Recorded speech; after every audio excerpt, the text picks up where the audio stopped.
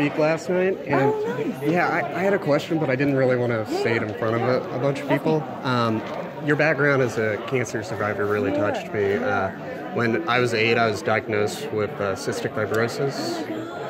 So you know a little bit about that. And I'll take water. We got snacks and water in the back. Thank you. So that's like a really big issue for me. And I'm in the position where I'm about to lose my health insurance because I was on my parents. You're 25. Yeah. And like, I'm getting really nervous because they also just came out with a new drug. It's called Trikafta. And it literally got approved by the FDA in December. Okay.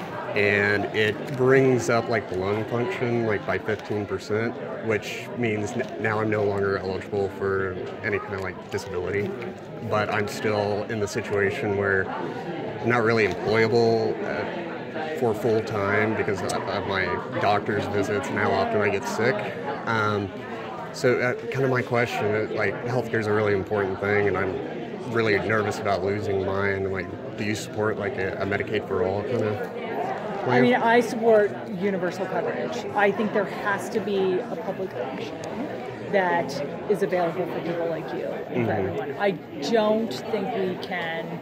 I mean, if we have a president and get the Senate, we should go for it. You know, okay. But I think in the absence of that, I think you do a public option for it so that any individual can get it and any private company can offer. And they want to do it instead of private insurance, and you have to compete side by side, and eventually you see how it works, and you can move. But you bring down the age of Medicare, you expand Medicaid, and continue. Because I don't think, like everyone, we have to have universal coverage. It's a human right, and I think it is, terrible what's been happening in the last couple of years to undermine the progress. I mean, Affordable Care Act was progress, but there were a number of issues even when it passed that they knew needed to be addressed, but there were compromises to get it passed. But it's and you're going to have 2 minutes to do that. I know, right there. Well, that's why we're talking here. But there's two questions about coverage. Okay, thank you.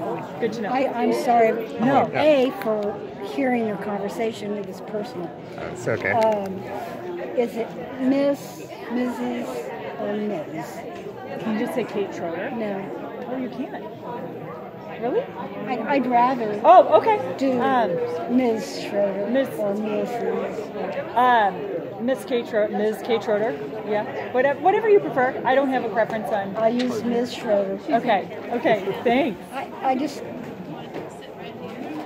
just have a thing about being a little more formal. Okay.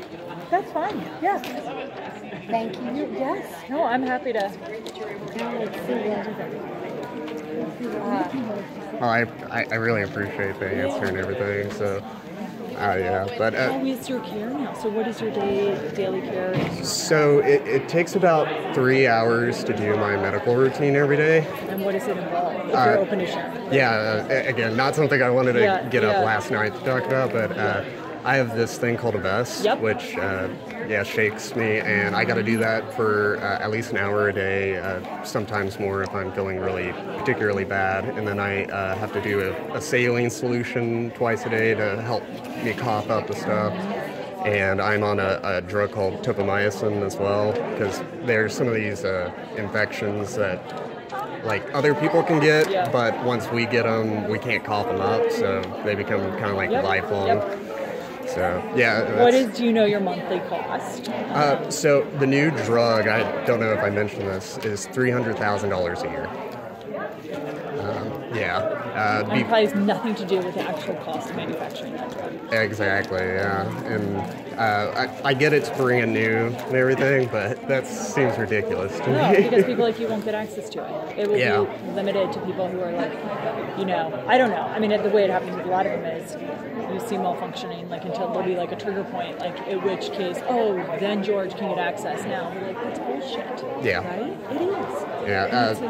Their trigger point is I have to have I believe it's like a 40% lung function. And I was at, 50% in October.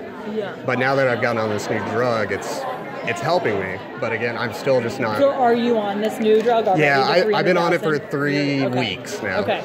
And it's already made a a big difference. Yeah. And so, like, I'm terrified to lose it because, like, this is the first time there's been a drug like this that... And was there a trigger point to get it, or could anybody with cystic fibrosis get it? So I couldn't get on the trials because of some of my infections, but once it got approved in December, anybody with the Delta F508 mutation, which is what I have, could get on it. But it still took about a month before the insurance would approve it and everything. So, and like, you know, like I say, I'm going to have an insurance interruption coming up once I turn 26 and everything. And that's why, I mean, you know, honestly, people like Bernie Sanders have really kind of and I know you said, you know, basically, I agree with you. You got to be practical and everything. We've got to ensure coverage for all. Yeah. And we've got to go push the balls far on the field as we can. Yeah. You know, and if we get Bernie in and we get, you know, a Senate that will legislate, then we do that. Yeah. Know? Like, I think, I mean, it's interesting. I've worked with a lot of countries overseas helping them to set up their health systems. And if you do it from scratch, you 100% do a single payer system. It can be more efficient, right? Yeah. It is hard where we are with our current system to move to that. And you have to, like, both politically and practically.